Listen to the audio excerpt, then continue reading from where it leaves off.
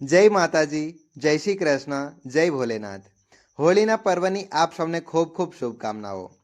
આ વિડીયોમાં આપણે પૌરાણિક કથાઓના માધ્યમથી હોળીના મહત્વ વિશે જાણીશું। સાથે જ હોળાષ્ટક ક્યારથી શરૂ થશે અને ક્યારે પૂર્ણ થશે તેના વિશે પણ જાણીશું। હોળિકા દહન માટે શુભ મુહૂર્ત કયું રહેશે અને પૂજન માટે શ્રેષ્ઠ સમય કયો રહેશે તથા હોળીના દિવસે ચંદ્રગ્રહણ પણ છે, તો કયા સમયમાં તે લાગુ પડશે અને ક્યાં દેખાશે, તેમજ હોળીના પર્વ પર તેનો શું પ્રભાવ રહેશે, આ તમામ માહિતી પર આપણે ચર્ચા કરીશું। તો સૌથી પહેલા ધર્મભક્તિ ચેનલ પર આપનું હાર્દિક સ્વાગત છે। આપનો દિવસ શુભ અને મંગલમય બને। હોળી એક પ્રાચીન હિન્દુ તહેવાર છે જે દોષરૂપી દુર્ગુણ પર સદગુણની જીતનું પ્રતીક માનવામાં આવે છે। હિન્દુ પંચાંગ અનુસાર હોળી ફાગણ મહિનાની પૂર્ણિમાના દિવસે ઉજવવામાં આવે છે। આ પર્વ પાછળ અનેક પૌરાણિક કથાઓ રહેલી છે, જેમાંની કેટલીક મહત્વપૂર્ણ કથાઓ આપણે સાંભળીશું અને હોળીનું મહત્વ સમજીશું કે હોળીનો તહેવાર કેમ મનાવવામાં આવે છે। પ્રાચીન સમયમાં હિરણ્યકશ્યપ નામનો એક અસુર રાજા હતો। તેણે કઠોર તપસ્યા કરીને ભગવાન બ્રહ્માજી પાસેથી અમરતાનું વરદાન પ્રાપ્ત કર્યું। તેને એવું વરદાન મેળવ્યું કે તે ન તો દિવસે મરે, ન તો રાત્રે મરી શકે, ન ઘરની અંદર મરી શકે, ન તો ઘરની બહાર મરી શકે, ન કોઈ માનવ દ્વારા, ન કોઈ પ્રાણી દ્વારા, ન કોઈ શસ્ત્રથી, ન કોઈ અન્ય અસ્ત્રથી। આ વરદાનને લીધે તે ખૂબ જ અહંકારી અને ક્રૂર બની ગયો હતો। તે પોતાની જાતને જ ભગવાન માનવા લાગ્યો અને પ્રજાને પોતાની પૂજા કરવા માટે મજબૂર કરતો હતો। પણ તેનો જ પુત્ર પ્રહલાદ ભગવાન વિષ્ણુનો પરમ ભક્ત હતો। તે સતત ભગવાન વિષ્ણુનું સ્મરણ કરતો રહેતો હતો। આ જોઈને હિરણ્યકશ્યપ ક્રોધિત થઈ ગયો અને તેણે પ્રહલાદને મારી નાખવા માટે અનેક પ્રયાસો કર્યા, પરંતુ દરેક વખતે ભગવાન વિષ્ણુએ પ્રહલાદનું રક્ષણ કર્યું અને તેને ઉગારી લીધો। અંતે હિરણ્યકશ્યપે પોતાની બહેન હોલિકાની મદદ લીધી। હોલિકા પાસે એવી શક્તિ હતી કે આગ તેને જલાવી ન શકતી હતી। તેણે પ્રહલાદને પોતાની ગોદમાં રાખીને અગ્નિમાં બેસવાની યોજના બનાવી, પરંતુ ભગવાન વિષ્ણુની કૃપાથી હોલિકા પોતે જ અગ્નિમાં બળીને ભસ્મ થઈ ગઈ અને પ્રહલાદ સુરક્ષિત રીતે બચી ગયો। ત્યારથી જ હોળી દહન શરૂ થયું, જે અસત્ય અને અહંકાર પર સત્ય અને ભક્તિના વિજયનું પ્રતીક છે। આ કથા આપણને એ શીખવે છે કે સત્ય અને ભક્તિની હંમેશા જીત થાય છે, જ્યારે અહંકાર અને અધર્મનો અવશ્ય નાશ થાય છે। આ જ કડીમાં બીજી એક કથા સાંભળો। હોળી તહેવારનો સંબંધ શ્રી કૃષ્ણની લીલાઓ સાથે પણ જોડાયેલો છે। રાજા કંસને જ્યારે ભવિષ્યવાણી થકી ખબર પડી કે તેનું મૃત્યુ પોતાની બહેન દેવકીના 8મા પુત્ર શ્રી કૃષ્ણના હાથે થશે, ત્યારે તેણે તેને મારવા માટે અનેક પ્રકારના પ્રયત્નો કર્યા। ત્યારે કંસે પૂતના નામની રાક્ષસીને ગોકુળમાં મોકલી। પૂતના નવજાત બાળકને વિષપાન કરાવીને મારી નાખવાના વિચાર સાથે ગઈ। તે દૂધપાન કરાવવાનું બહાનું બનાવીને શ્રી કૃષ્ણ પાસે ગઈ અને તેમને ઝપટમાં લીધા, પણ ભગવાન શ્રી કૃષ્ણએ તેની ચાલ સમજી લીધી હતી। શ્રી કૃષ્ણએ સ્તનપાન કરાવતા જ તેનું બધું વિષ એટલે કે ઝેર ચૂસી લીધું। તેથી પૂતના ભારે પીડાથી તડપી તડપીને મરી ગઈ।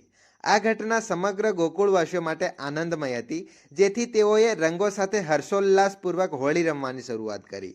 આથી હોળીના તહેવારને શ્રી કૃષ્ણની લીલાઓ સાથે પણ જોડવામાં આવે છે। હોળી પ્રેમ, એકતા અને આનંદનો તહેવાર છે।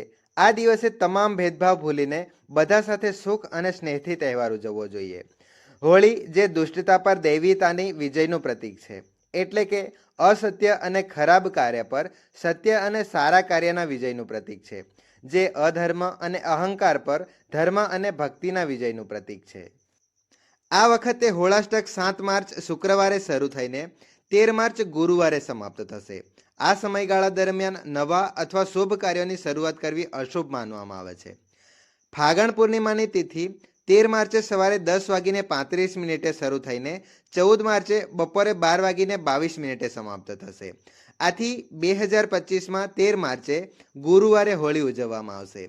હોલિકા દહનનો શુભ સમય 13 માર્ચે રાત્રે 11:27 થી 12:30 સુધી રહેશે, જે કુલ 1 કલાક અને 4 મિનિટનો સમયગાળો છે।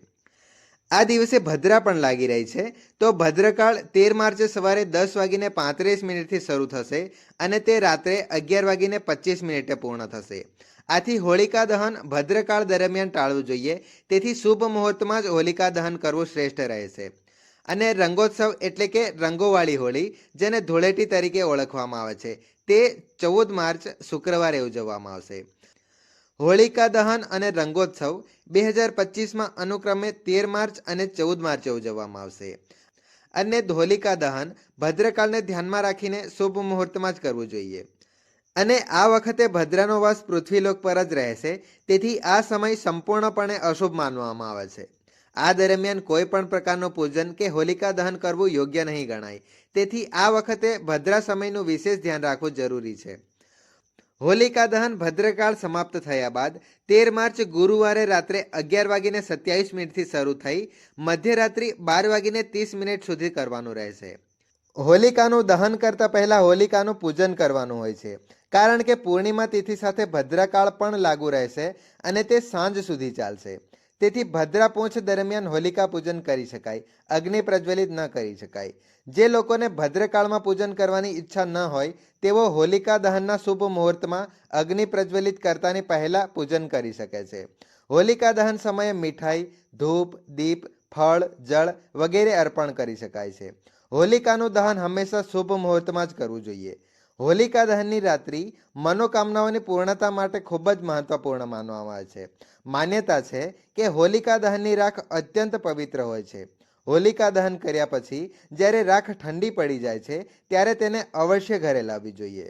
માથા પર હોલિકા દહનની રાખ લગાવવાથી ભાગ્ય અને બુદ્ધિ તેજ બને છે. જો ઘરમાં કોઈને ખૂબ જ નજર લાગતી હોય તો હોલી દહનની રાખ તેના માથા પર લગાવવાથી તેના દોષ દૂર થઈ શકે છે.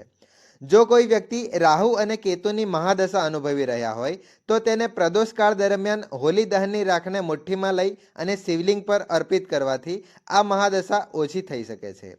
આ ઉપાય કરવાથી રાહુ કેતુના પ્રભાવમાંથી પણ રાહત મળી શકે છે તેવું માનવામાં આવે છે.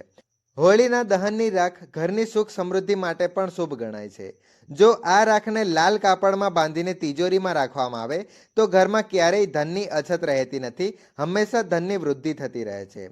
આ વખતે વર્ષનું પ્રથમ ચંદ્રગ્રહણ સંપૂર્ણ ચંદ્રગ્રહણ હશે, જે ભારતીય સમય મુજબ 14 માર્ચે સવારે 9:29 શરૂ થશે અને બપોરે 3:29 સમાપ્ત થશે. કારણ કે આ ચંદ્રગ્રહણ દિવસ દરમિયાન થશે તેથી તે ભારત દેશમાં દેખાશે નહીં.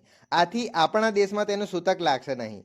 તેથી આ સમયમાં કોઈ પણ ધાર્મિક કાર્ય અથવા તો પૂજા વિધિઓ કરી શકાશે.